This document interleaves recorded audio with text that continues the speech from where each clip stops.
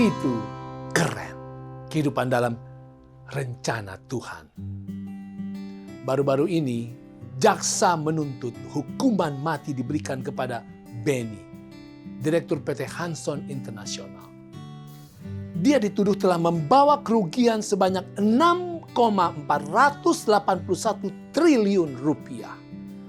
Bahkan bersama para terdakwa lainnya, kasusnya telah merugikan negara sebanyak 22,788 triliun rupiah.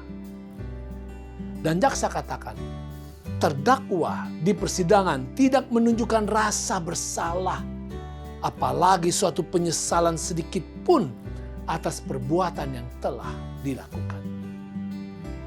Wow, hukuman mati. Menakutkan.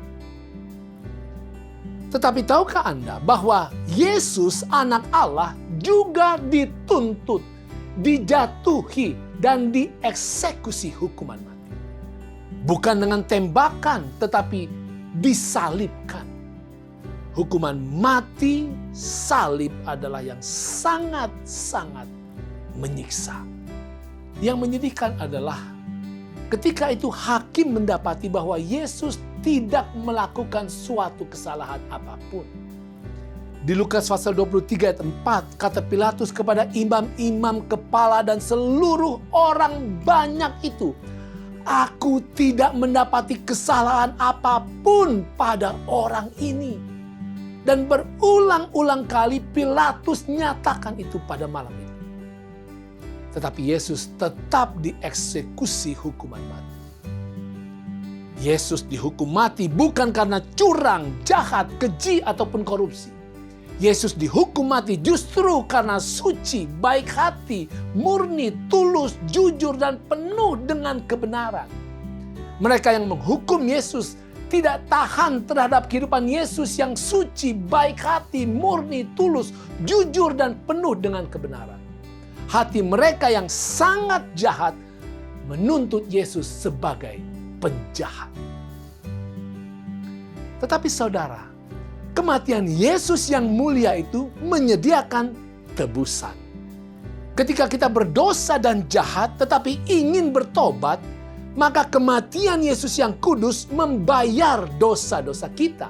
1 Petrus 1 ayat 18 dan 19 mengatakan, "Sebab kamu tahu bahwa kamu telah ditebus dari cara hidupmu yang sia-sia yang kamu warisi dari nenek moyangmu. Itu bukan dengan barang yang fana, bukan pula dengan perak atau emas, melainkan dengan darah yang mahal, yaitu darah Kristus, yang sama seperti darah anak domba yang tak bernoda dan tak bercacat." Pengorbanan terbesar yang pernah ada di alam semesta inilah, yaitu ketika Raja seluruh alam semesta datang ke dunia ini yang penuh dosa.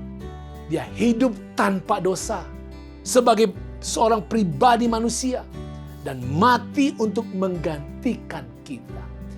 Inilah inti kekristenan yang sejati, salib Yesus.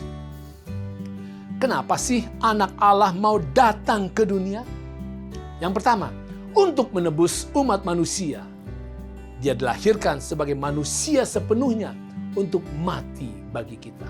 Yang kedua, untuk menyatakan kepada kita karakter Allah yang suci dan penuh kasih dan kebenaran Allah. Yang ketiga, untuk mengalahkan dan mengakhiri kekuasaan dosa dan iblis, sumber kejahatan. Dan untuk menyangkal tuduhan palsu setan terhadap Allah. Yang keempat, untuk membuktikan bahwa Adam yang pertama dan setiap insan manusia, Anda dan saya sesungguhnya dapat mentaati Allah sebagaimana Kristus dalam kemanusiaannya menggenapi dengan sempurna semua hukum dan menjalani hukum yang tidak berdosa dan suci. Saudara, sambutlah Yesus setiap hari. Jadikan Dia pusat pikiran kita, sumber keinginan kita, dan sasaran kehidupan pelayanan kita senantiasa. Itu